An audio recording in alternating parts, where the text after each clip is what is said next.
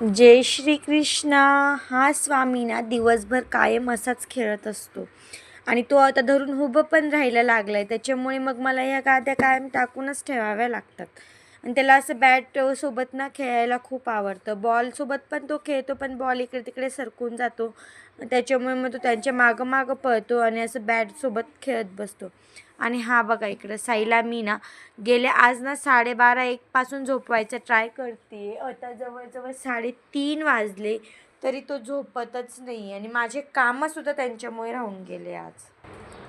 इकडे हे blouse stitch करायला घेतलं होतं. काही स्टिच झालेलं आहे, निम्मी करून निम्मी तसंच बाकी राहिलेलं आहे.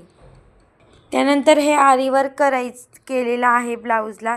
यातलंही थोडंसं बाकी राहिलेलं आहे, तर तेही मला करून घ्यायचं आहे. ह्या कस्टमरचे ना सगळे ब्लाऊज शिवून झालेले आहेत. फक्त हे थोडंसं आरी वर्क करून आणि टिच करायचं बाकी आहे आणि जे ते